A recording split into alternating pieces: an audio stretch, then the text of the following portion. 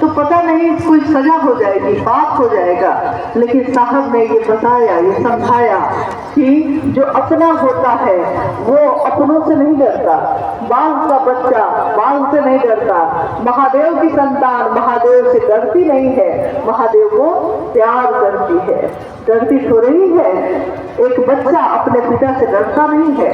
कभी कभी तो देखिएगा कि वो बच्चा अपने पिता की गोद में चढ़ गया है, कीचड़ लगा दिया है पूरा, नहीं, कभी कभी गीला कर दिया है पूरा, कपड़ा फाड़ दिया है खींच के उससे, तब भी पिता प्रेम से उसको बोलता है, छोड़ो, प्रेम से, डांटता नहीं, मारता नहीं। एक माँ को वो रातों में सोते हुए जगाता ही रहता है, जगाता ही रहता है।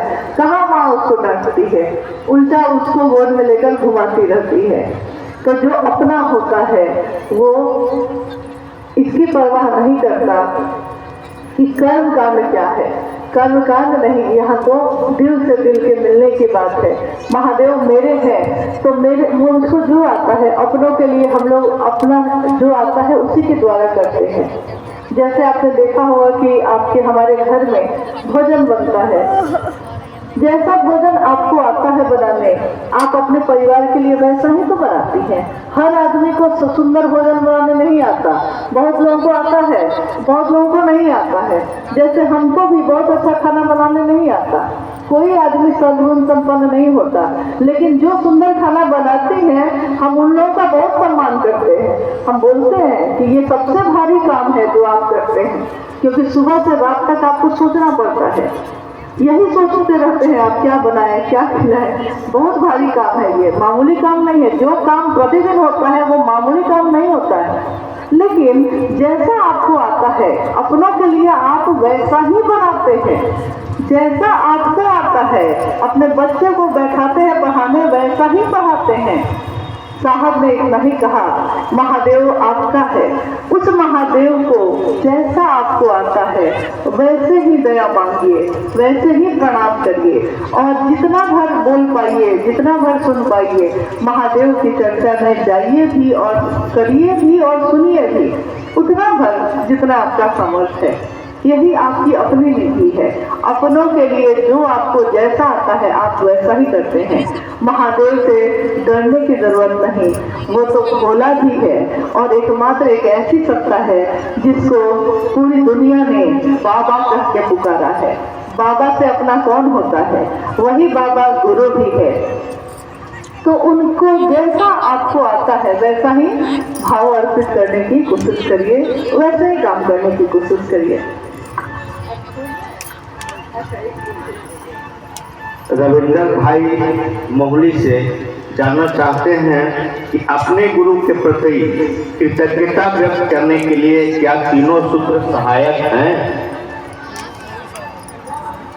अपने गुरु के प्रति कृतज्ञता व्यक्त करने के लिए क्या तीनों सूत्र सहायक हैं? कृतज्ञता मतलब एहसान मानना। एहसान, कोई हम पे एहसान कर दिया तो हम उसके प्रति कृतज्ञ हो जाते हैं, मन झुक जाता है।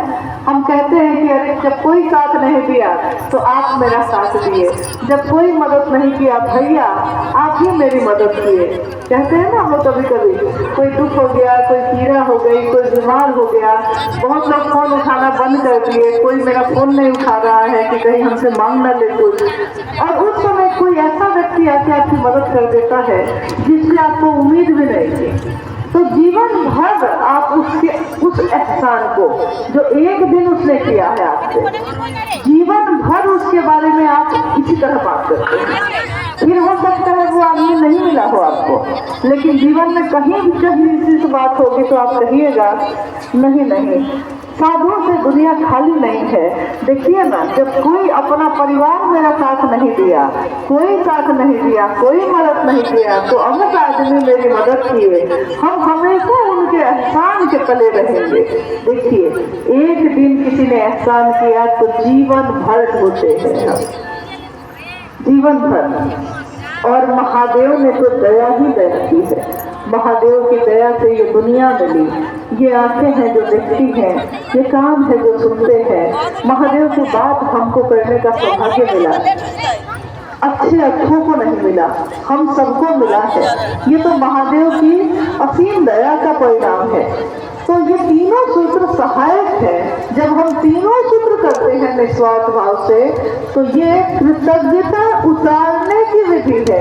यानी उस महादेव ने दया की, हमारा मन कृतज्ञ है, झुका हुआ है, लेकिन हम उस महादेव को क्या दे सकते हैं? कुछ भी नहीं है मेरे पास। हम कुछ भी देंगे, चांद को दिया दिखा